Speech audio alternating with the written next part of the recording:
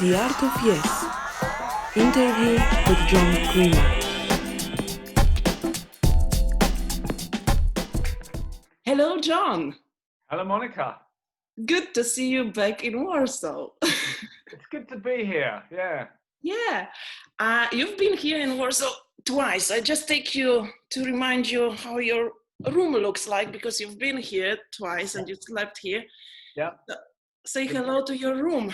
It's good to see it again. Yeah.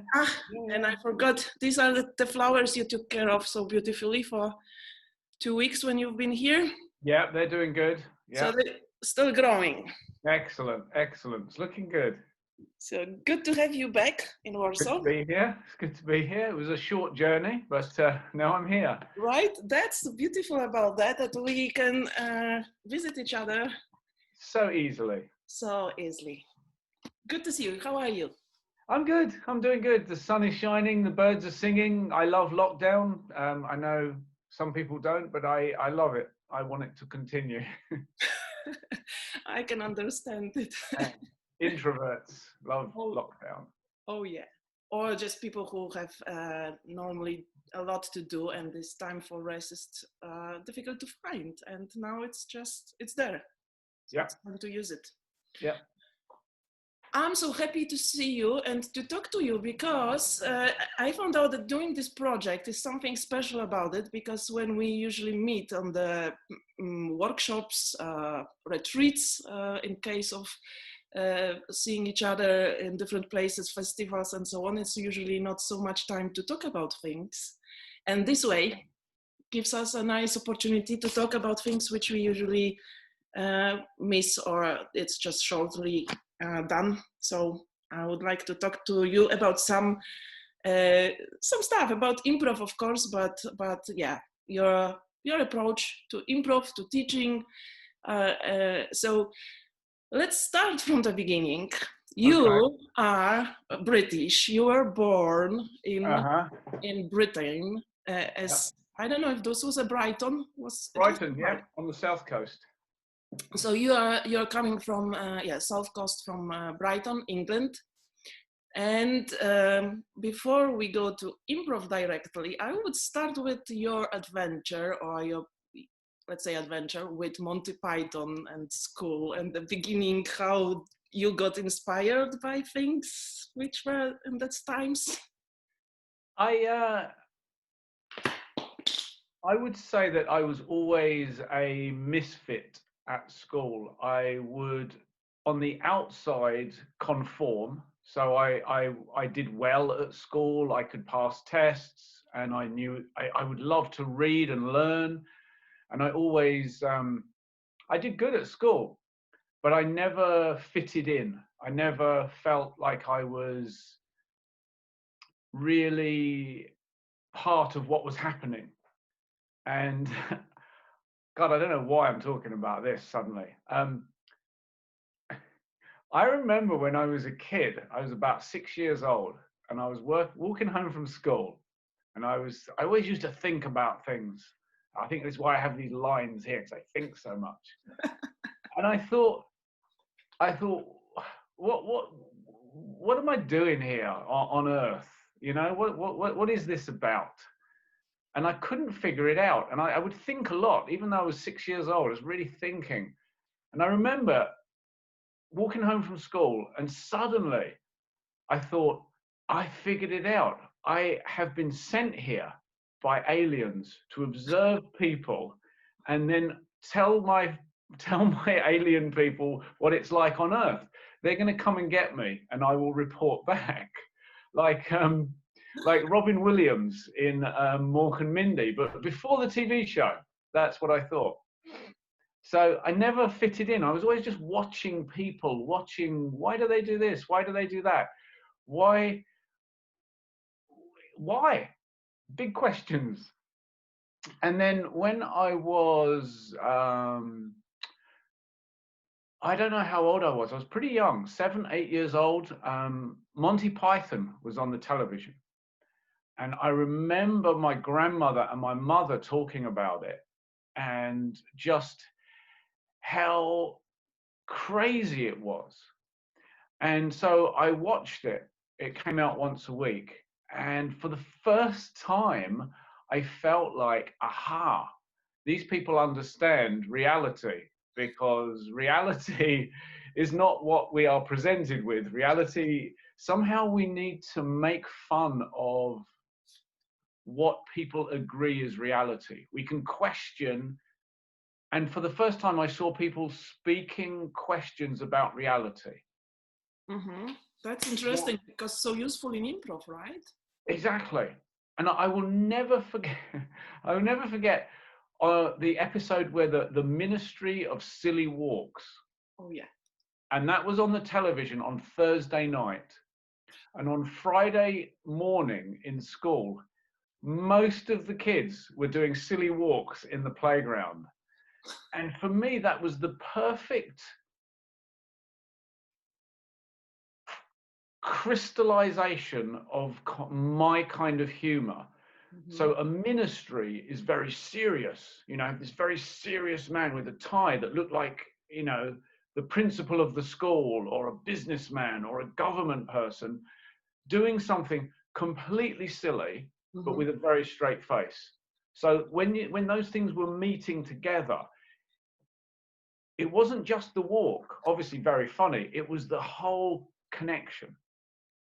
And so that was something that really impacted me.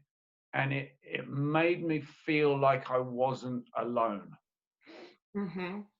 And when I was 11 years old, Monty Python did their first farewell tour in 1973. I saw them live, and I had seats in the front, right in the middle, and it was just like, I can remember moments of that show. It was perfect. It was just unforgettable. Yeah. And one thing that happened was Eric Idle, he was doing these adverts, commercials on the television, and it was for a chocolate bar called a Whisper. Mm-hmm. And he would, in the commercial, he would sit next to someone and do nudge, nudge, wink, wink, ay, ay, ay, and advertise this chocolate bar.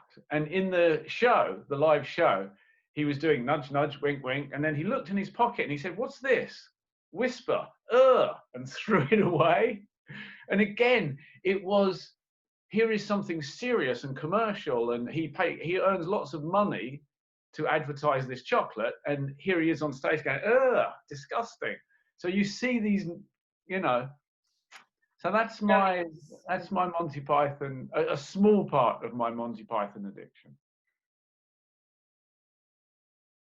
What's the beginning of your improv adventure? Because it wasn't in England. No. I know. So when I was 23 years old, 1985, I moved to Phoenix, Arizona. Mm-hmm. And again, I didn't fit in. You know, same story. Always the same story. But I was really interested in, again, deep questions. Who are we? Who are we? Why are we here? Mm-hmm. And I started to be involved with some personal development work. So I took some personal development trainings that were large groups. So 50, 60 people in a room, and you make a commitment to be there for 5 days. Mm-hmm. And it's very provocative, it's very confrontational, it's very emotional, it goes very deep. And there were some really powerful breakthroughs that I had. And I saw many people make big changes. And I became a facilitator for the teenage program. Mm-hmm. So I learned how to deliver these trainings, and I also worked with a teacher very closely in a small group. After 7 years, 7 or 8 years, for that time, I made an effort to be a better person. I tried to be more honest, more responsible, more focused, more present, and more spiritual. Mm-hmm. It didn't work, and I gave up. And when I gave up, I left the group. I stopped doing any personal development. I was just like, you know what? I've learned how much of an idiot I am, and I've learned that I cannot change that. So I'm not going to try anymore. And I went and saw an improv show. Mm-hmm. My friend said, you must come and see this. And I watched the show, and it was like, oh no, let me go back just a little bit. When I was, again, 11 years old, it was Monty Python's farewell tour. Mm-hmm. I genuinely believed that I would leave school when I was 18 and I would join Monty Python. I would just send an application and I would just join. That was my career path. So when they folded, when they stopped, I lost all direction. What a great dream you lived. Yeah, so I went into personal development and then I went, oh man, I can't do this, too much effort, I'm lazy. Saw an improv show and I was just like, oh my God, And the director was great, the whole thing was great. It was like exciting. And they said, we teach classes, it's $5 Wednesday night. And I was there Wednesday, $5. And I was like, oh. And I will never forget on the stage when I got my first laugh, when I stepped forward, I said something and the audience laughed. That was it. I was like addicted. Then they said to me, we have an advanced class by invitation on a Monday. Do you want to come? I'm like, yeah. And then one Monday they said, do you want to be in the show? And I'm like, ah. I said, yeah, when? And they're like, Friday. And I was like, what, this really scared. I've always been very introverted and I've always been extremely shy. I couldn't walk into a shop when I was a child and ask for a newspaper because I thought everyone would look at me. Oh my So God. I can remember standing outside a shop when I was 8 years old and I'm like, go into the shop, everyone will look at me. And so I need to buy the paper for my mum. I can't do it. 15 minutes I stood there, back, forth. And I went home and I said to my mum, there was no newspapers left. They were all the newspapers were gone. And she's like, oh God, I'll go. So that moment on stage where it was the show, there's nowhere to hide, and I stepped forward, I said a line, audience went crazy, and I was like, oh wow, I've transformed this moment of fear and stepped into that moment of fear. Mm-hmm. That's an important moment, right? I was 32 years old. It was a very, very big moment. Mm-hmm. And then, of course, I got addicted. I did, we had shows every Friday and Saturday. I did every show, every class. I started to teach the teenagers. Again, it's teenagers. I seem to have this thing for young people. And so I taught a teenage class, and then they did some shows. Mm-hmm. So I took them on a journey, and that was wonderful. That was very satisfying to see, it's like, oh, my kids on stage. So I loved the teaching and directing and the performing. And that was short form. The director was great, and I spent 2 years doing that, just solid. What was his name? Louis Anthony Russo. Mm-hmm. He just had a huge heart, and he really knew his stuff. He was really good at supporting people. I learned from him how to create an environment where people feel pushed, but also supported. I can say about it. Yeah. Nowhere to hide, but, We will come back to the workshops of you, but that's how I feel on your workshops, because they really, I feel pushed, I feel challenged. Uh-huh. Also, I feel this very big supportive atmosphere and lots of fun. So that's really, I see now where it comes from. That's really Yeah. good. Yeah. So yeah, so this was mainly short form and no long form or something like that. No. And what happened next? You came back to Brighton, or you still were like in No. Chicago, or what was the next step with the improv and your way? I got bored with short form, Mm-hmm. or what I got bored with what we were doing, because there wasn't any movement beyond the show. There wasn't any more to learn. It was always just, I call it the vending machine. You know, you get on stage, you take a suggestion, you put it into a game, audience laughs, you do it again. And it was like, I got approached to join a company doing playback theatre. Oh. And playback theatre is much deeper. It's it's very similar to long form. And there is no requirement to be funny.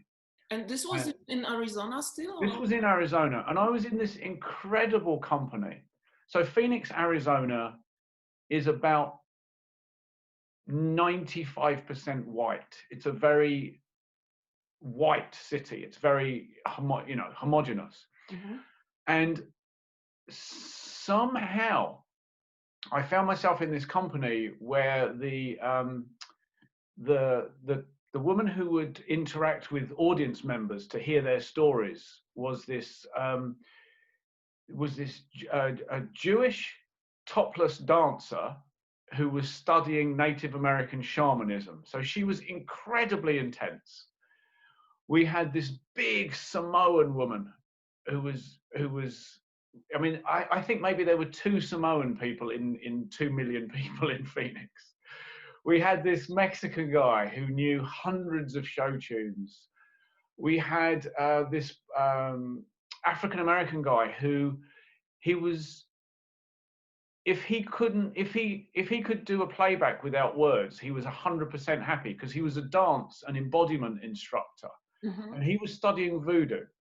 Wow. So we had this collection.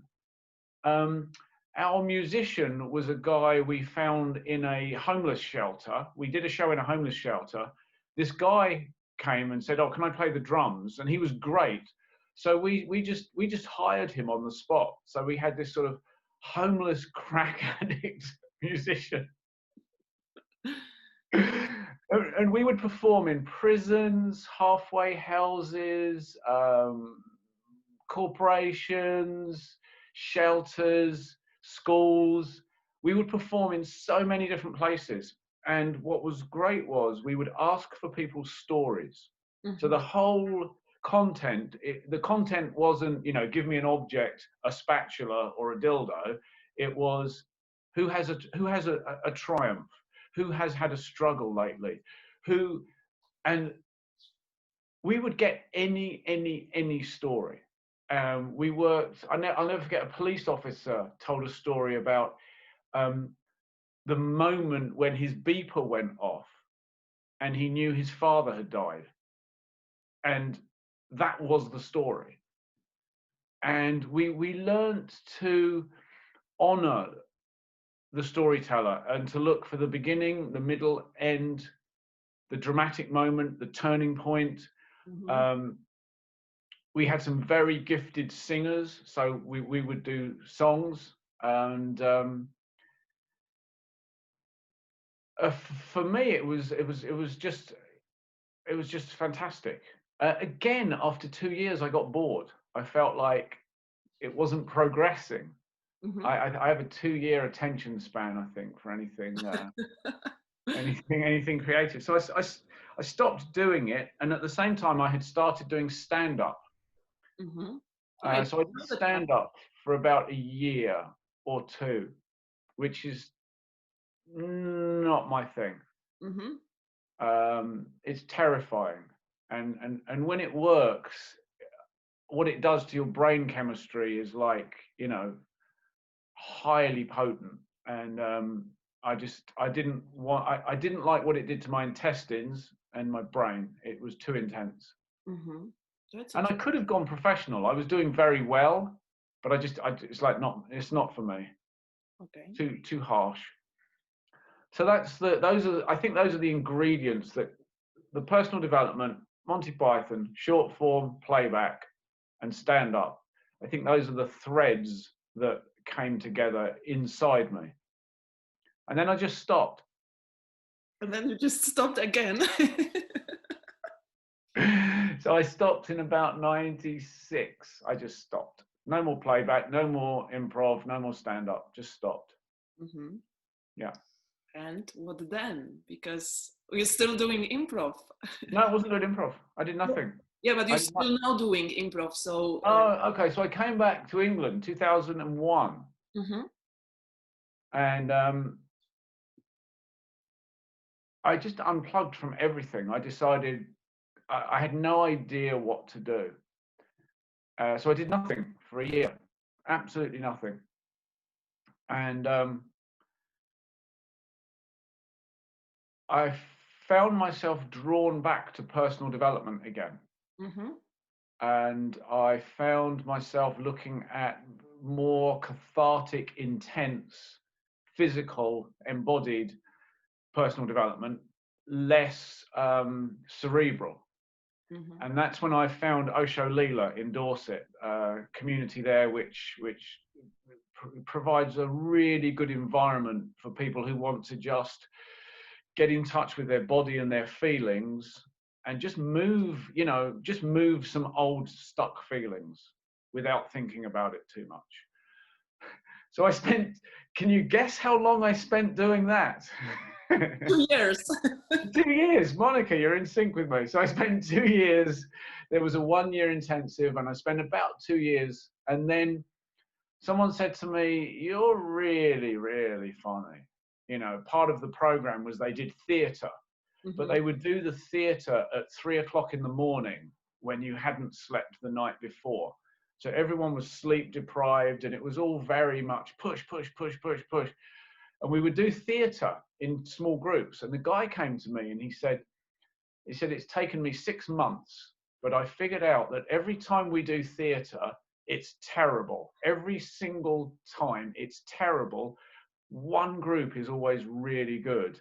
And he said, I've done the algorithm, and it's the group that you're in. He said, so it's you.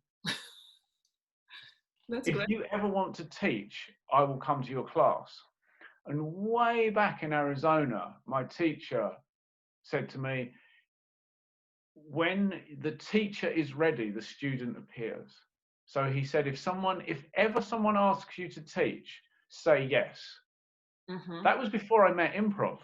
So it was like, okay, I'm getting a double say yes here. So I said, okay, I'll teach improv. That's Started a class in Brighton, 10 people came, and that was the beginning. 2003. 2003. Yeah. So 17 years now. 17 years ago. 17 years. So yeah, so soon after that, because last year, as far as I remember, it was 15th anniversary of the Maydays, which you celebrated with the group. Yep. And this is one of the most known European groups, which you were a founder, I would say. I don't know how the beginning, again, I know it's combined, it's connected to Osho and you, but still, I don't know the beginning. So you want the story? You want the beginning? I want the story, yes. Okay. So the story is, I taught these classes once a week on a Thursday night, and it kept going. People kept coming, and Rebecca from the Maydays. Mm-hmm. I remember Rebecca's first ever 3-line scene in a class. She came very, very, very early, right at the beginning of the classes. And her 3-line scene was, oh my God, I've left the gas on. And the other person said, that's not a big deal. She said, it is. I work at the crematorium.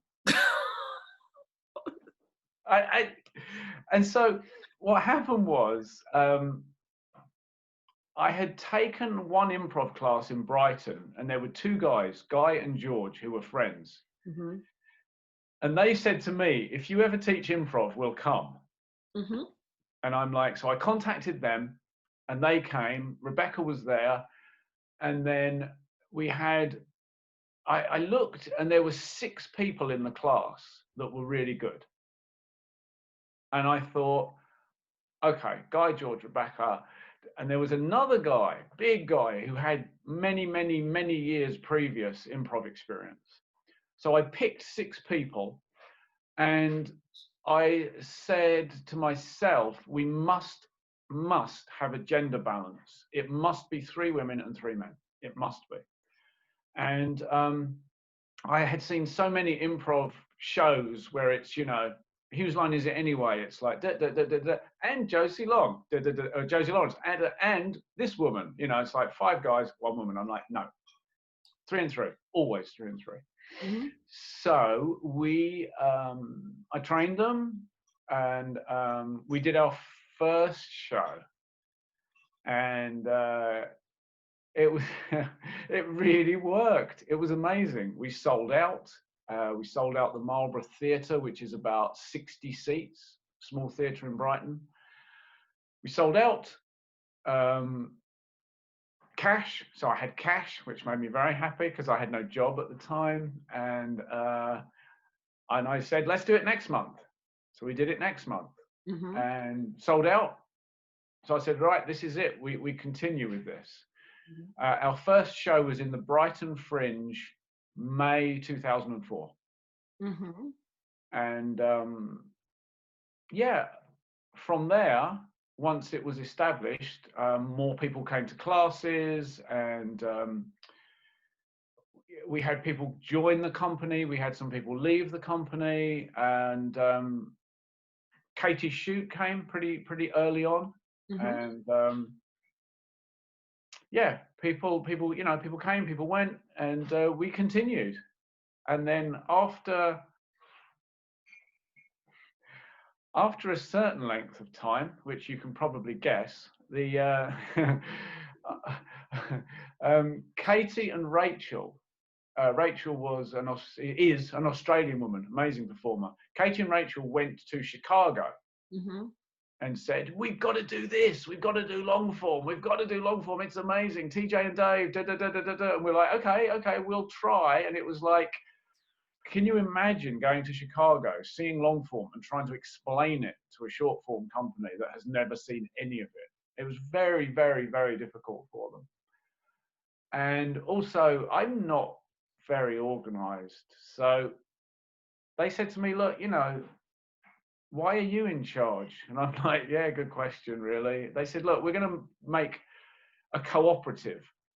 So we work together as a cooperative. It's more collaboration. It's more in keeping with improv, and you become part of the cooperative. We've had this structure where you direct the shows, you train people, you teach. We want to change things. And I was, on one part of me was liberated, like, less responsibility, and another part of me was scared, like less control. Oh my God. And this was the interesting part. I had to perform. Mm-hmm. And I hadn't performed for a long time. The director role is very crucial in a short form company or any company, but particularly in short form. Mm-hmm. But it's safe. You know, you're just, suggestion, please. Scene, next scene, suggestion. Obviously, you are 100% focused on the scene and what's happening in the room, but you're not the person on stage who can really, really mess up. So you were emceeing, but not playing with the group, right? Yeah. Oh.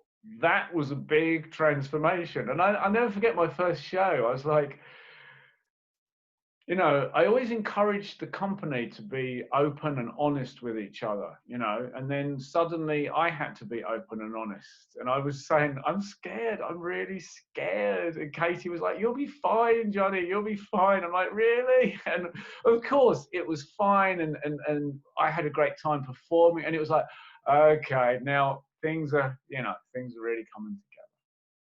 Wow. So yeah, we changed the structure and the nature of the company. Mm-hmm. We changed the name of the company because it was the Mayday Players originally, Mm-hmm. and then became the Maydays. So it, if I had planned, I had a box here of old photos and things. I could have shown you some old photos of us in the way back. So I have this minimum. If people, first of all, this is a John's book. So if anybody wants to, yeah, online on your page, we will yeah. at the end. But here is a great Mayday Oh photo, yeah. which is pretty old, I think. Yeah, So it's pretty old. This old. I see you here. Look at. So Yeah, we have some even older ones, believe it or not. yeah, I can believe, but I haven't seen them, or not much. I'll find them for you. Yeah. Great. So yes, the company changed, and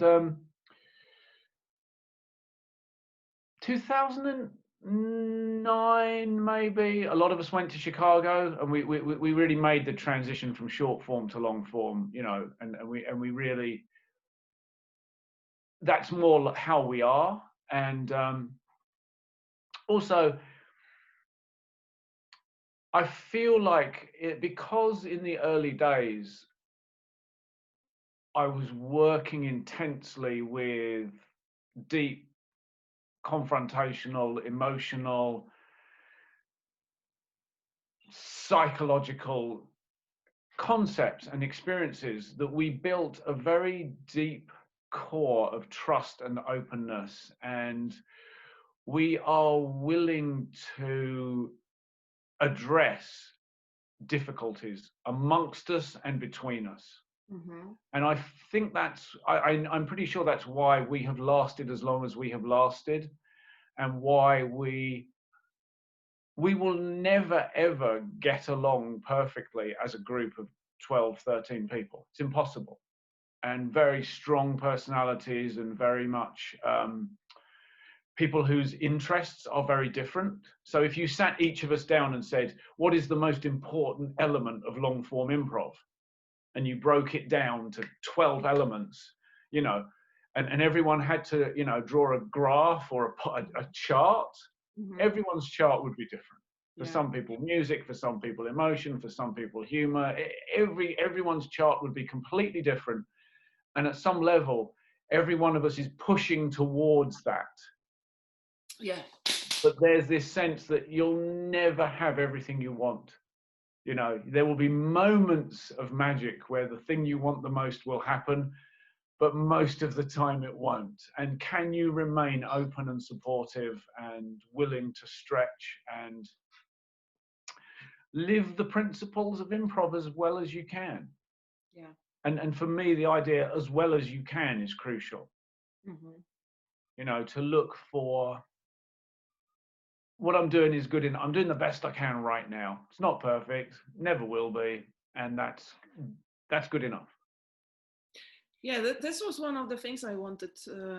You actually explained a lot, because Maydays exists 15 years, and this is very difficult for many groups, or for all the groups, because everyone has to deal with that. And this is no, it's like with the bands or rock bands, they split because their interest or something doesn't work, or something doesn't work, Sure. and this is really amazed how Maydays can survive so long, and how good you work still, and how good job you're doing.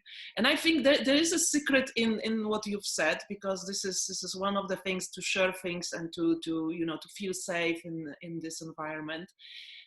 I think there's another thing which I found out about Maydays is you train a lot with you, maybe not now, but you went together, or you bring teachers, so you have this training together, because not everyone knows that you don't, as a group, you don't live in one city. That's also the challenge. It's Brighton, Nottingham, London.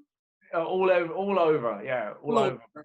Yeah, so we really put a lot of time, energy, and money into working with outside, not just improv trainers, but people that work as facilitators to address underlying issues and emotions.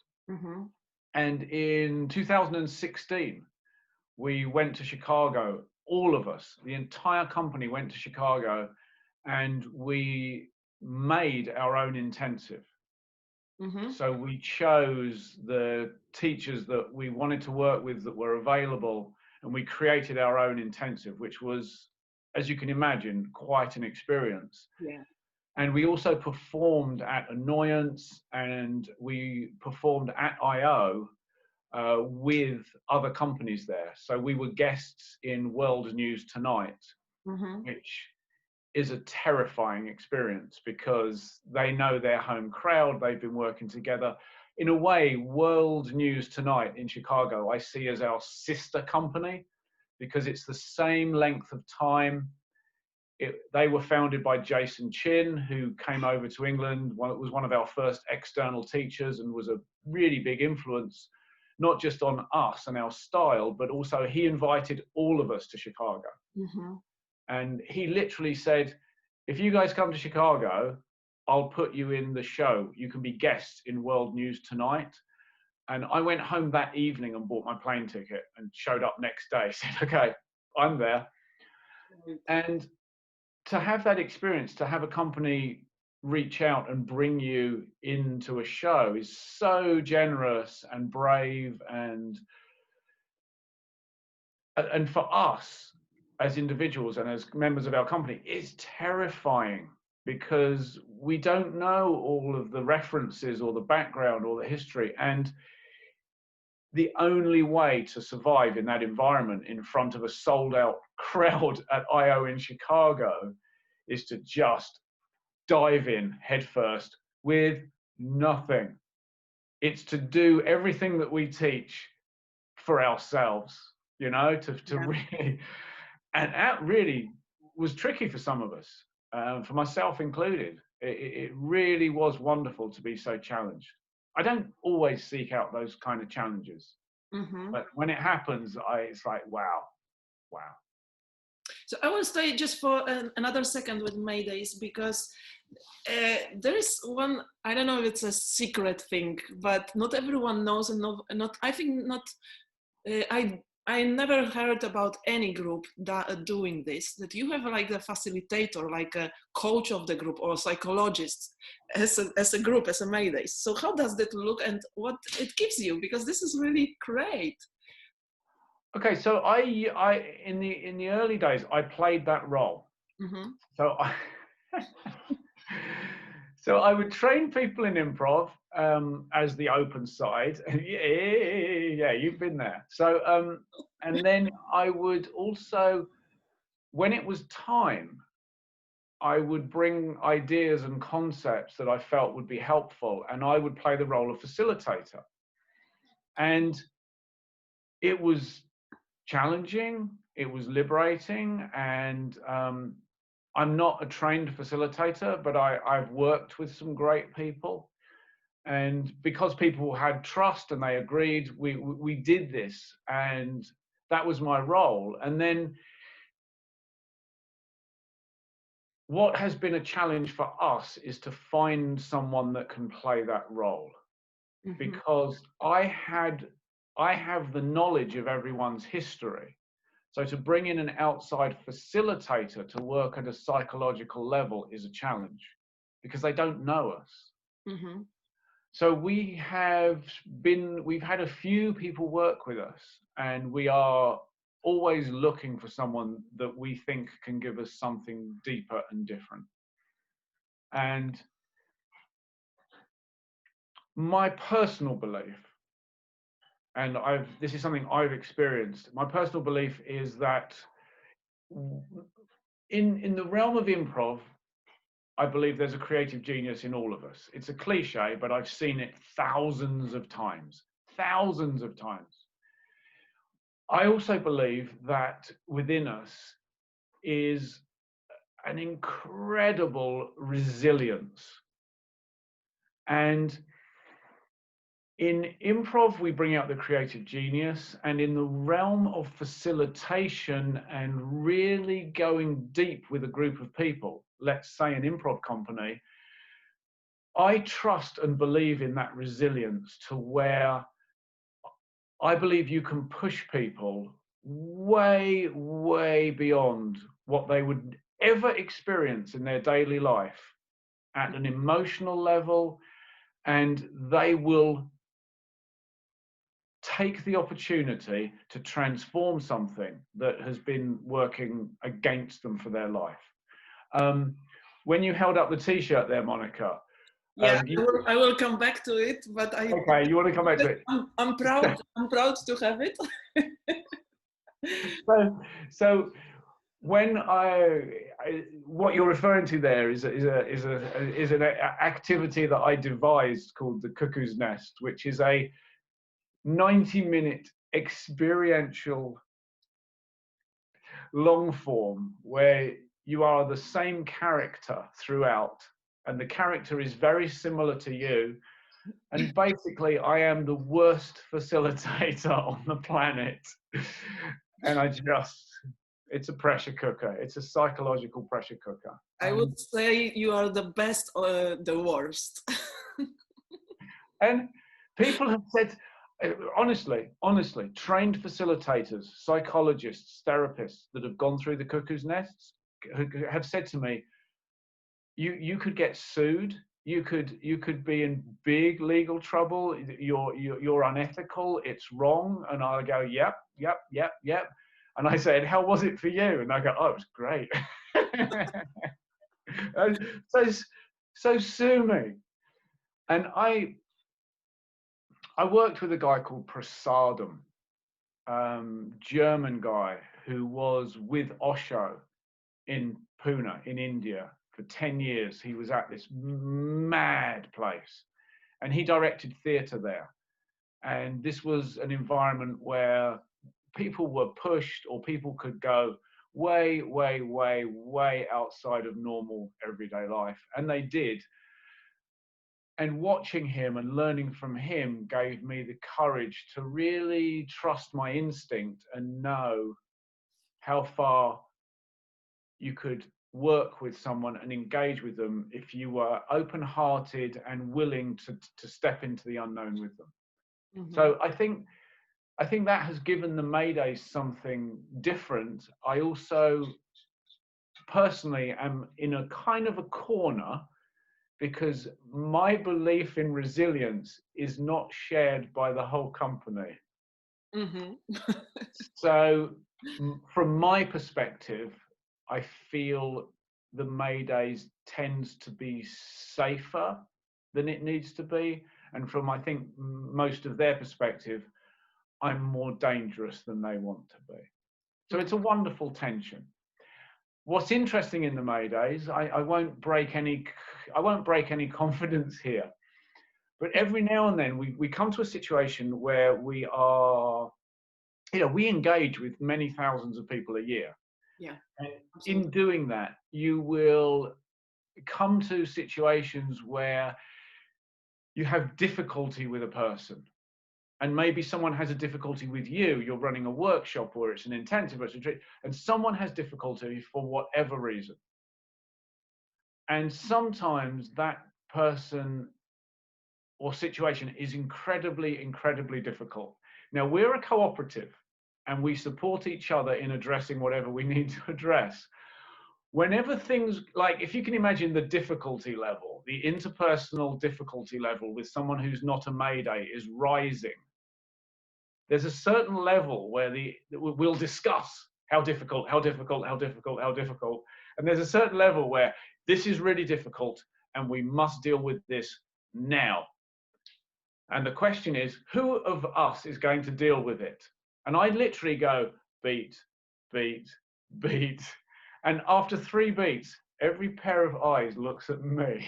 And I go, I guess I'll deal with the difficult person. I guess I'll do this real life Cuckoo's Nest, okay? It'll be me again.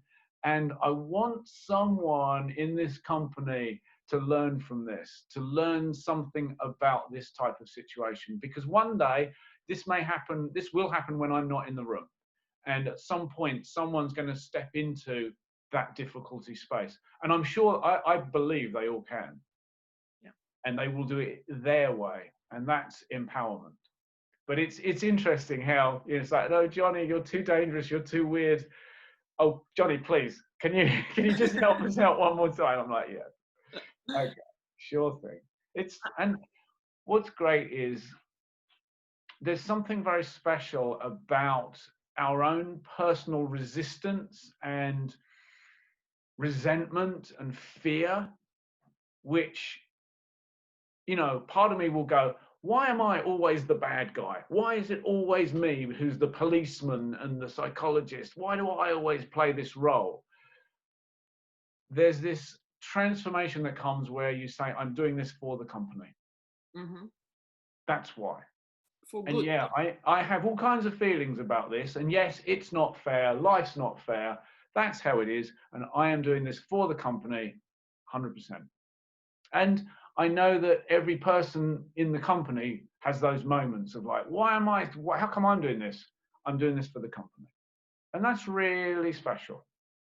And it's an improv principle of collaboration. And all this work is visible in the Maydays because yeah, it's such a great cooperative, and you got many awards, and it's really great. And I have to say, I don't know what to say about this workshop, because the thing is, you can only get it with the Maydays retreat because you do not travel much and you don't teach it. And I even thought to bring you here next time and do Cuckoos next year, but I don't know if it's possible. Maybe it's something that you just have to feel, you know, you just But feel that yeah, it's right. And sometimes even on a retreat, I'll choose not to do it. yeah, true. You know, it's not for everyone, not for every atmosphere, not every day. It's really special.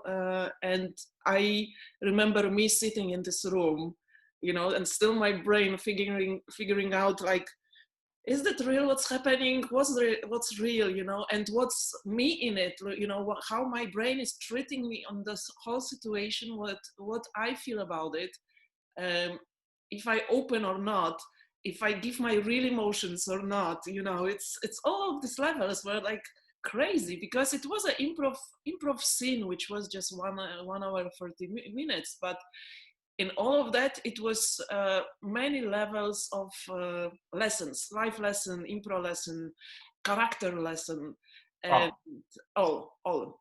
So really, really great. So the way I visualize this is I see in ordinary life, we have our box, you know, you always talk about the box. And what is powerful about improv is you basically say, let's play in a bigger box. Let's play in a bigger box. It's safe because it's a box and it's bigger. So you cannot make a mistake. You can be a mess. You can be confused. You can be angry. You can be anything. As long as you don't hurt someone or yourself, this is a really big box. This is a bigger box than maybe the rest of your life. And it may be a bigger box. The box may be bigger than since you were a small child. And just something like the Cuckoo's Nest is a bigger box than the normal improv box, but the sides are really strong. So you are really held and restricted and oppressed. And at the same time, it's a bigger box. And I believe that if an improviser can survive the Cuckoo's Nest, you know, what are you going to be scared of in a show? What are you going to be scared of on stage? What more can you bring to your performances and your interactions, because you've been in that box and the heat has been turned up and something in you has cracked or emerged, or you've gone, fuck it, fuck it. And my background in the awareness trainings I saw in the States, I mean, as an example, there was a nun who got in touch with her anger and kicked the facilitator in the balls and put him out of action for an hour. Literally. We didn't encourage this, but that's what happened. There was a Vietnam veteran who tried to tunnel out of the room underneath the chairs because he had flashbacks. They were held in that box. Mm-hmm. So that's the background I'm from. and I feel I can spend some time in that bigger box with confidence and with an open heart and an open mind. And Monica, I got to tell you, when I'm in the cuckoo's nest, I'm terrified because I don't know what's going to happen. Yeah. We've had people climb out the window. You know, we've had people, we've had all kinds of experiences in the cuckoo's nest. And I look like I'm in control, but I promise you, I am not in control. And what essentially happens is the scene gets set, the way I visualize it, the scene gets set, the box gets built, and I don't know what's going to come out. And there is a point in every cuckoo's nest where I'm not in charge. 100% not in charge. All I'm doing is watching every split second, every interaction, and just hoping for the best. I'm hoping that group mind will somehow create something magical, warm, weird, crazy. It will be what it is. And I experienced that in Maydays shows, especially Happily Never After, when we've created the environment and then it's going to be what it's going to be, and we are part of that. We're not doing it.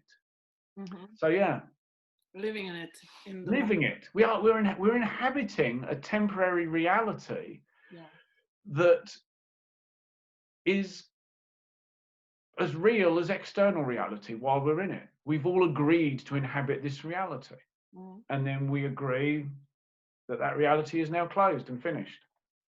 Yeah, and that level, Cuckoo's Nest was for me this experience, because on some point I was me in this moment, seeing your poker face, even if there was this moment of I don't know what's happening, you didn't show it.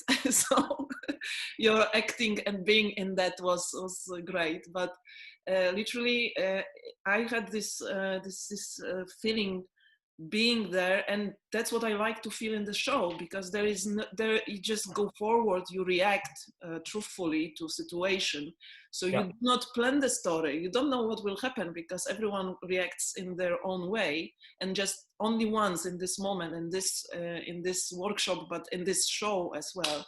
So you just have to be there and sit in it, right? So yeah. Monica, you're a great improviser. You've done more training in improv than I've done. I never look on Facebook and you're not in an improv training. I don't know how many thousands of hours of training you've done with you know, the best teachers. You're very careful. And I feel that what happens for improvisers at a certain phase is they go into the bigger box, they learn to navigate the bigger box, and then they can do that. And at some level, there's a sense that I can do this now. I can do this well. I can dazzle an audience. I can engage my colleagues. I can feel great at the end of the show. And at the same time, am I really, really, really in the moment? Am I really improvising, or am I using techniques? You need the techniques to support improvising. And then I believe there comes to the point where the techniques are most of what happens because you're really good at them. I agree with you fully, because one of my favorite improv books is of Steven Nachmanovich, which is called Free Play. And this is a book about improvisation written by the music player. He plays violin. And I love this book because it combines two things. As you are a musician, and you are at the end, if you are a musician, you can improvise probably, you know, like everyone who takes an instrument can, by 3 notes, 3 accords, whatever, you will improvise something. The thing is what level you can get with that. You know, so improvisation, anything, even if I use a rhythm, I can improvise, and that's great. Everyone can do it, child can do it. But the thing is how high with the quality of this improvisation you can go. And then the techniques are coming into it. And then there is these two things together. So one is technical things, Yep. and build knowledge. So musicians will play hours and hours first, left hand, right hand, then together, then getting another level. And then at the end, when this all knowledge becomes unconscious, and you see this bigger box, you can see the bigger box because you don't have to think of the small things. And I think the experience which you also give, encouraging people in the workshops, that they see them, you push people to this bigger box, they can see it for a moment, and then when they step out of these workshops, then continuously they can go there very often on their own. Yeah. For me, that's the other point, Monica. You've read way more improv books than I've read. I've read maybe 2 in the last 20 years, 10 years. I think for me, what you're talking about is when you're facilitating, when you're teaching improv, there's that point that I feel where what needs to happen right now, and my mental picture is I call it sealing the exits. Mm-hmm. So I visualize that we have many ways to leave a place as an improviser. If we have skill and technique, we can use technique. And what I love to do is when I see someone right at the cusp, I close all the exits. I push them out of technique. I push them out of technique into pure improvising. So if someone's really great at whatever, don't do that. Do the thing you're not great, and just it's second by second, and it's so satisfying to see someone just take that step, and it's as if everything has opened up for them. Everything has opened up. That's great, John. Yeah. What is for you a challenge? Do you have challenges, because you do improv so long? You're teaching, you're performing. What's for John Cremer a challenge? Improv challenge? I have my personal challenge as an improviser is letting go. Mm-hmm. I have real challenge when I get in the zone. There's an energy to it, and I feel like I'm an engine that started up, like the engine's running, and I can't really hear or pick up what's being offered by my partner. Mm-hmm. So Bill Arnett gave me the note a long time ago: don't bulldoze your partner. Mm-hmm. And I find I get in the zone, I'm so excited that I just start to and often it's bigger than it needs to be. And I would say that to give it a term, I would say it's too much of a masculine way of improvising. Mm-hmm. One of the gifts of the Maydays for me is that we are majority female. So we started off as gender balanced, and we now are, and have been for a very, very long time, majority female. And that gives us collaboration. That gives us, that sense of innate collaboration. And I find that sometimes my challenge is to be less masculine, to balance masculine and feminine when I'm on stage. Mm-hmm. We have Ed, our newest Mayday. We had Ed and Jennifer join us, and I watch Ed. I don't know him very well. I haven't seen him improvise that long. But what I'd say with Ed is he has this ability to be very strong and grounded and masculine, and also be very sensitive and feminine when, as and when. And I'm like, yeah, I'd like some of that. Mm-hmm. Mm-hmm. Yeah, I'd like some of that. That's a challenge. My other challenge, you may have noticed, is singing. It's probably not a challenge I'm going to triumph in within the next 10 years. My other challenge is showing up, you know, just getting on that train and going to another rehearsal. You know, it's just like, oh, really, really, it's cold. You know, really, getting on a plane, just, yeah, quite lazy. Well, hopefully you'll come back to Warsaw again. Yeah, this is the problem, Monica. My other problem is I'm honest. So when I say something, I do it. So it took you a long time to get me to Warsaw, and I said I would come back. So yes, I will come back. And Nartan wants to come back. So the odds are 100%. Basically, I've got no chance of not coming back. That's awesome, because we are waiting here for you, and you know, people came from so many different places, not only from Warsaw, to see you and to have these workshops. I will never forget. Is it? I'm probably going to get his name wrong. I don't want to get his name wrong. Is it? Vitek from Gdansk. Huh? Vitek from Gdansk. Vitek. I was going to say Vitek from Gdansk. I talked to him, and he came. He did a 3-hour class, and I was like, "Oh, Vitek, you know, good to meet you." He's like, "Yeah." He said, "Now I go home. It's 5 hours on the bus." I'm like, "Okay, wait. How long did it take you to get here?" 5 hours. He spent 10 hours on the bus to take a 3-hour class, and it takes me back to the early days of, you know, that massive commitment that I had. I won't pretend I have it, but I had a massive level of commitment, and yeah, something in that made me really respond, you know. So yeah, Vitek, hope you're listening. Yes, I will send him link that he's mentioned. Yeah. I ask my interviewees for specific thing, because as we learn improv, each of us has these moments of, I call it clicks, but I learned from David, epiphanies, or moments of you know, like you have this flash that you know that what you are doing now, or you learned now, this is the thing which moves your improv forward. You know, it can be different things for different people, it's different, and it's usually many.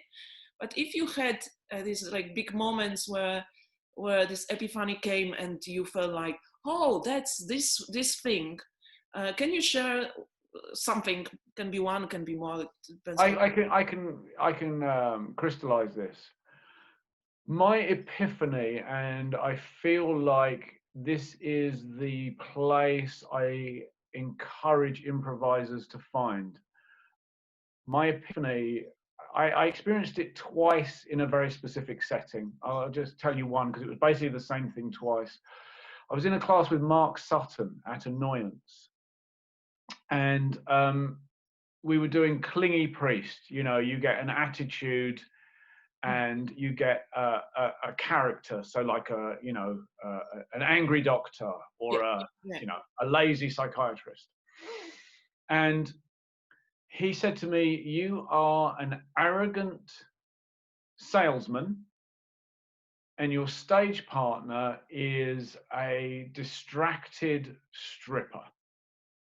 Mm-hmm. Go." And what happened was I sat in a chair, and I just, all I needed was just arrogant salesman. And I just said, "Yeah, honey, you know, you're going to dance for me soon, you know, I hope you're going to dance for me soon." And then I just started I said, "You know something about this state, Nebraska? State line, it says you must wear a seatbelt. Well, guess what? As soon as I crossed the line, I took mine off." That's the kind of guy I just became this real prick. Just really. And what happened was, my stage partner, she was fantastic. So she was just like, you know, like this. And my character didn't care about her character. I was just going to use her and pay her money to strip for me. So it was this really ugly setting. But the ego of this character was so big. And what happened was, and this for me is the epiphany, my character discovered on a second-by-second basis the reality that my character was in. My improviser software, my inner improviser, was watching this happen. my inner improviser. So this character could access techniques and tools, but it didn't need to. So the toolbox was there. I was sitting on the toolbox, just watching this character take life. And to me, that is, if I can bring someone to that moment for themselves where their character is discovering rather than their improviser is inventing. If I see an improviser inventing, I feel physically ill and I want to make it stop because I'm bored and I'm annoyed. I'm not angry at that person. I'm not going to be nasty to that person, but I want that to end, and I want to guide them to your character is discovering. How does that feel? Taste that. I mean, Susan Messing says, if I can feel it, taste it, smell it, and fuck it, that's her very polite way of expressing this concept. And that's what I love. I've had 2 very, very strong intensives at Annoyance and experienced that moment. And I've experienced it on stage. And it's that's it for me, is that moment when the character is discovering, and my word for it is bulletproof. And sometimes with the Maydays, we'll have a great first half. We'll meet at the break, and we're all just like, is there anything we need to do, say, think, bring back? And everyone just goes, no, we're bulletproof. It's just, that's it, we're on. And that is the feeling. It's like, I'm not doing this. These characters, here's another character, and this character is going to do this scene, and this character might come back later and do another scene, and I'm just watching. I may as well be sitting in the audience watching this. That's my moment. Yeah, great. Yeah. Have you had that, Monica? Have you had that experience? Yes, I had, and one of them was on your workshops as well. Stop it. Yeah, that's right. I think you remember the scene. It was scene with smoking in the Buddha place, and making circles and then squares, and so this was the scene, and of course I had them, and I have to say that most of these moments I had in England in the Maydays retreat and in the gems in England. Yeah. So there is that's why it's so much in my heart as well. Well, there's a special place for you here, Monica. Yeah. And that's the beauty of a retreat or an intensive is, as you know, I never do warm-ups. I believe in improvisers. So no one gets to warm up in my class. Let's not waste time learning how to warm up. Let's, as quickly and as effectively as possible, get to character discovering. The great thing about an intensive or a retreat, you don't need to warm up. You go from one class to a tea break, to another class, to a tea break, to another class, to lunch, to another class, to a jam, to a show. It's that immersion and that breaking down of the normal structures. We always go back to our normal box, but in an intensive, it's like, it takes more effort to go back into our normal box than to just relax and be in the bigger box. That's how I see it. I agree with that. That's absolutely true, and especially about this kind of retreats, which are, when you stay with people 3-4 days together in 1 week, and you eat together, you share some dormitory rooms with others, and then you perform together, you have this common experience. This is for sure something which also brings faster this experience to improvisers. But I think there's another level of, we talked about it with David Razowski, that people in improv very often hurry to do scene and to drop a lot of information, not discover, but just this silence, this awkward thing, like, oh, nothing is happening. Do we find something? Will we find something? What is this thing? How to find it? So many questions. And then, in the retreat in Osho, I found this space by all the teachers who teach there, all the Maydays, that they just give us the space to be slow and to discover these things. And that's really great about it too. So I would underline that. Okay, you've got me started now, Monica, because I've talked about this with you before, but the damage that the education system does to our learning ability and our creativity, it's like, I'm just going to say this. So when I was deep into I will ask you anyway in a second about that. when I was deep into personal development, you would basically, you know, it was like welcome to the real world, Neo. You know, it was like a Matrix moment of stepping back from the world and seeing the world differently. And you sort of became a purposeful outsider. Mm-hmm. And what I noticed was that whatever people's background was, that imprint also spreads through the bigger box. So you would see someone who had a Catholic background, for example, who would enter this different box of seeing the world differently and very, very quickly become a Catholic version of that, or a Protestant version of that, or an intellectual version of that. So when you talk about, as Dave Rosowski talks about, filling the scene with information, and the other thing is looking for the game of the scene. Like, where's the game of the scene? You know, did you leave it somewhere? You know, it's like, Did play you the fucking scene. If you're confused and you're looking for the game of the scene, that's what your character's doing right now. Be confused, be lost, be hopeless, be scared. Right now, be that. That's the game of the scene. And I see that go back to the school system of, like, you know, who did their homework, who can remember how to spell xylophone, you know, and it's like, give us the information. We become improv, well-behaved or rebellious school children. So we become an improviser, and then what creeps in is education. Oh, how many marks out of 10 do I get for my game of the scene just now? You know, and you see people will actually look to the teacher like, was that okay? Did I do, was that a good game of the scene? Were my beats in the right place? And it's just like, fuck off. Just make a mess. Be a mess. Mm-hmm. Shit on a scene, ruin a scene. Just, that's why I love to have people do boring scenes. They're never boring. They're never boring, yeah. No, and interesting scenes are always boring. Mm-hmm. What a nice quote. I will write it down if you allow me. John, but actually you said, because I wanted to ask you about it, because this was on my list to ask you about the education system, because I know it's deep in your approach.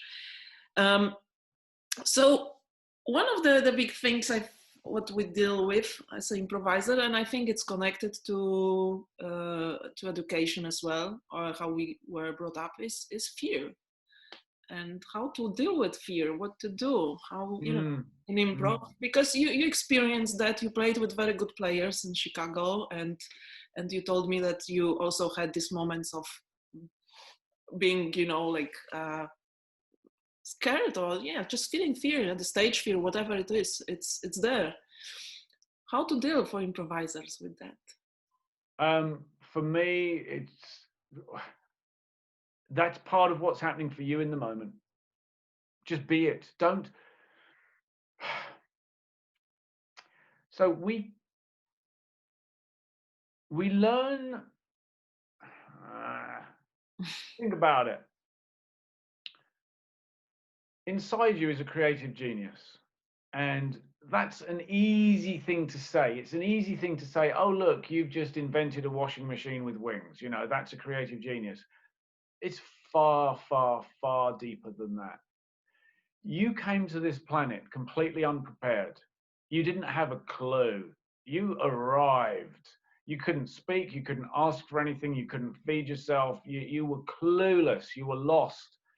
And what you did was you created within yourself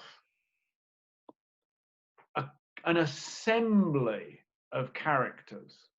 You created within you personalities, characters, attitudes, behaviors that enabled you to survive the experience of being helpless and lost in the world. And at every stage of your life, you have created different characters, you've built on characters that have kept you alive. Not only have they kept you alive, but you make a living, you function in this crazy world. And you do this because you know where and when to use certain characters. I know when I'm talking to a client to sit up straight, to listen, and to be a certain way. I know when I'm talking to someone I love to be relaxed, smiling, easygoing, and so on and so on and so on. And those are different characters. When we are fearful, from my perspective, of course, you can go into an MRI and you can map the amygdala doing this, and you can map all of these things going on within the brain. Those patterns are a character. That's the fearful character. I would say if you're fearful, be it. Say to your teammates, I'm scared shitless right now. Fuck, I'm scared. Say it on stage. Allow that character to be. Don't manage fear, be fear.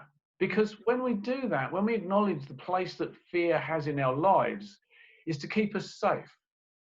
It's there for a purpose. It has served a purpose. It will continue to serve a purpose. When I walk down the wrong street and I feel fear, that's my survival mechanisms. When I'm about to go on stage at a gig in Chicago where I am so far out of my depth, I feel like a complete imposter. I feel like they're going to actually say, look, listen, sorry. We are experienced good improvisers. Can you just leave because you're ruining the show?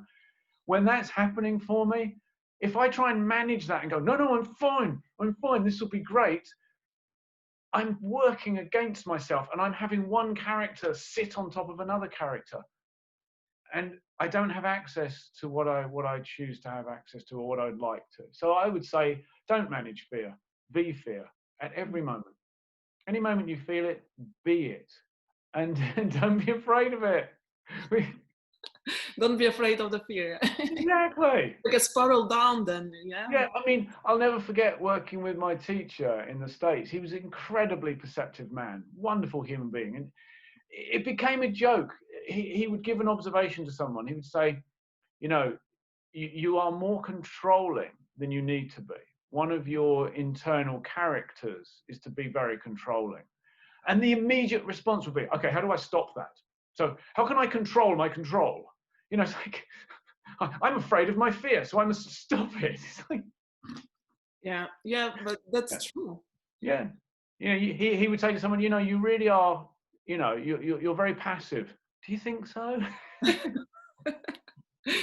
And it's true that when you see people frightened on the stage, they usually see that they try to hide it. And this is then, that this is pretty visible then. And it's even more, making more visible, more uncomfortable for audience as well. I mean, for me, if I was coaching someone, if I was working with someone and they had a lot of fear on the sidelines, I would just say, okay, we're going to do 10 scenes now. And in each scene, you are going to initiate the scene, and then the next scene you will not initiate, but you would just literally walk out and be the fear. Your first move in this scene is not to say a word, it's just to walk out and go, oh shit. Mm-hmm. That's it. And just own that space. Own it. That's me. That's how I do it. Sometimes. True story. We almost came to the end. Such a great talk, and I learned so much about you and about all the history, because this, as I said, it wasn't not much time about talk about it, even if we had a week in Osho. It's always so busy. Let me see what's that. Maybe still about improvisation. You like being present and you like the discovery. Yeah, that's where you put your students.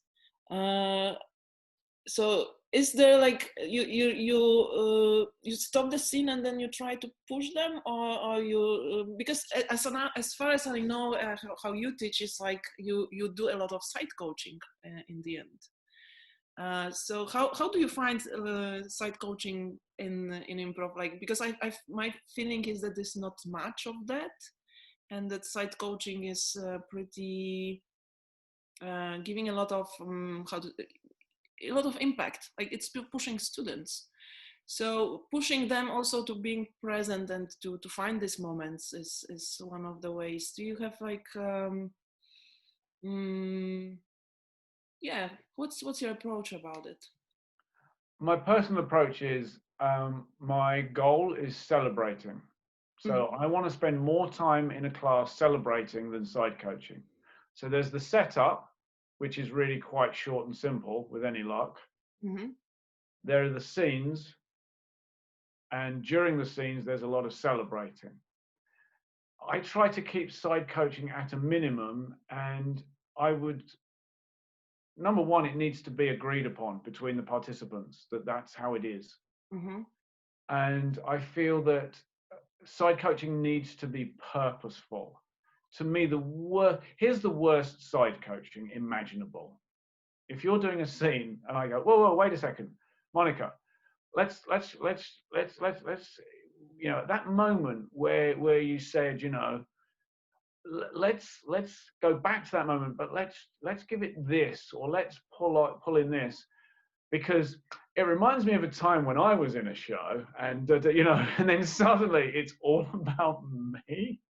That's the worst side coaching. Side coaching should be 100% for the participant and for the other students in the room.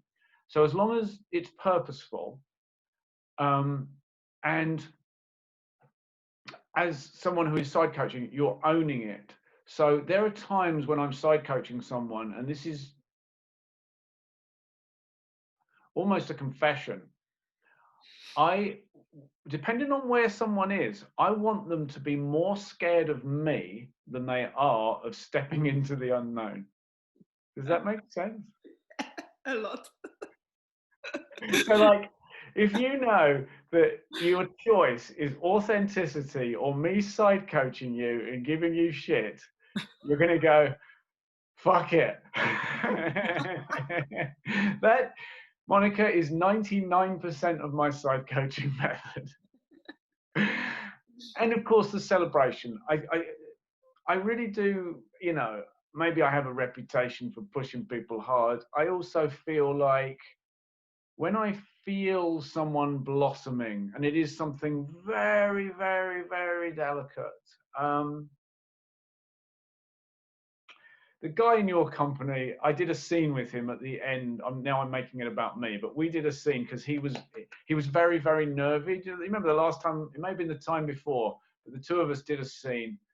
I can see him in my mind as clear as anything. He tends to ask questions and talk a lot. He's a little bit shorter than me. We did a scene, and he was incredibly scared to do a scene with me. Do you remember? You mean in Osho? No, he's in your company. It was in Warsaw. He's in your company. I forgot his anyway. Jacek? Jacek? Yeah. I don't know. Maybe. Anyway, that moment where someone has a win, has a victory, where they taste discovery, to me, that moment is where the energy needs to just really be focused and poured upon that moment, because in a way I see that as the innocent child emerging, and they want to know that the sun is shining, the birds are singing, and that they're being loved and supported by the people in the room. And even if they've made one tiny step into discovery and vulnerability, let's really put the spotlight on that. That's the balance of the making them more scared of me and having them feel the love in the room. Actually, on one side, I know what it means, but I didn't experience that. You've only got the one. Because probably, I think because I just felt your intentions as a good one. So, you know, I'm not scared of people who push, but they are not. You don't do it by your will to push anybody against something. It's just for good.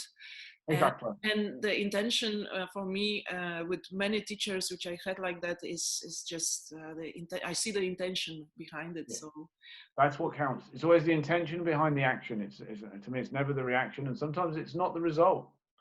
Yeah, it's the intention. that's why maybe I did this caucus next, because it was scary, but we knew that the intention behind it and fun will be great. Yeah. And so I almost came to the end, but the last maybe big question, maybe small, but it's for me really fascinating what you do for your real life, which is seeing you on the stage as this, as you said, as this character talking to people, which is for me this. I know you privately, like we're talking now, and I know you from doing this and seeing you on the stage. It's for me like being in this character, where opposite this, where you use this, but also you use improv as a tool showing different characters. So what you do, you got an award as a speaker, and what you do, you read people. That's what you do. But can you explain something about it? I cannot explain that quickly. The idea is each one of us is in a physical vehicle.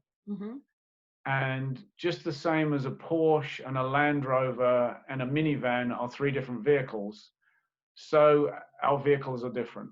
And I teach people how to recognize the different vehicles that people inhabit. And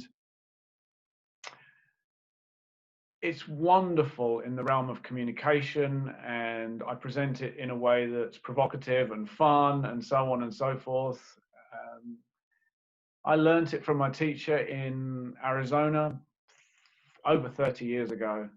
So I've been working with it for a long time, and it benefits people in understanding themselves and others. It helps people to have permission to accept the things about themselves that are fundamental. There are some things that you cannot fundamentally change about yourself. It's just the way it is. A Porsche will always be a Porsche. You can drive it slowly and carefully, but if you drive it into a muddy field, it will get stuck. Land Rover is only going to go so fast, but it's really good in a muddy field. So it's that way of looking at people. And obviously I use it when I'm improvising. Yeah, I remember one of your notes when we had first time when you were in Poland, and we had this big room, and in small room next to us, people were passing, and you commented on how people just behave. That one was just passing normal, like sorry, and the other person was using different physicality, also, you know. So you clearly could see who does what. So how this is useful for you in improv? I understand the people I can really push. I understand where people go under stress. I understand what I'm like. And I mean, when I used to experiment with this in the early days of doing improv, I could have made a lot of money by gambling with people. And the gamble would be one chair, two people that I choose from the audience. And I would say, the two of you are going to do a scene. That was all the instructions. And 9 times out of 10, one person would put the other person in the chair. They would be a policewoman or a policeman, and they would interrogate the other person. And I could tell you who would be in the chair, who would be standing. I could tell you exactly what was about to happen. And that's based on types. That's just, it's that deep and fundamental. There's 6 types, and you are Mars, as far as I'm Mars, God of War. But I never discovered what am I. Did you read the book? Yeah, I did, but there is a mix of 2 and can be 1, and it's like with the signs. When you read the signs of the horoscope, you know. Yeah, it's nothing like horoscope. You're between Luna and Venus. Oh, okay. Yeah, Luna is your precision. I've seen your amazing artwork, and Venus is your caring and support for people. Oh, that's great. Finally, I know. You are a combination of the goddess of secrecy, hunting, and the night. Your strength is persistence. And the goddess of love, which is caring and support and nurturing. And there you go. Now you know. Now I know. Yeah, and you can look it up in the books, read that combo, and you go, my God, that's me. Yeah, but now, now it's more clear. Because, when you read all this, and your book is pretty big, let's do the advertising. Why not? Oh my God, yes, advertise, please. I showed the book of improv, so this is John's improv book. Can I just say at this point, Monica, because I'm a Mars type and we tend to be honest, the best description of that book I ever heard was someone who said to me, it's a thin autobiography with a few improv exercises. So this is your book, which you just advertised well, with great sense of humor. And this is the other one, which is also available on your page and in internet. And this is Reading People, and it's really great. And now I will today go back to do that. Tell me if it fits. To my type again. John, that was lovely and great talk. I'm so grateful, really, that you found time and joined me for that. That was my pleasure, 100% my pleasure. Yeah, I hope you will come back to Warsaw, as we said. I said I would. It's promised.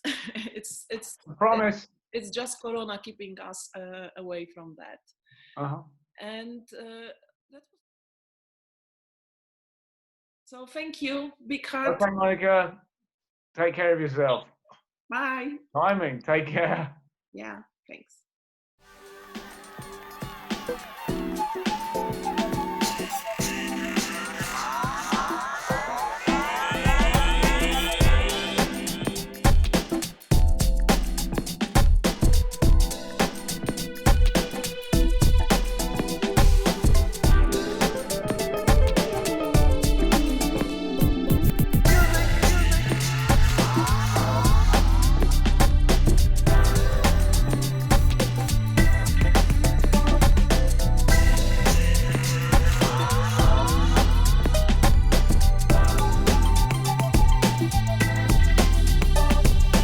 Of course, love for Joe Bill, and my God, what are the chances of running into you on Urban Park Road on the same crosswalk?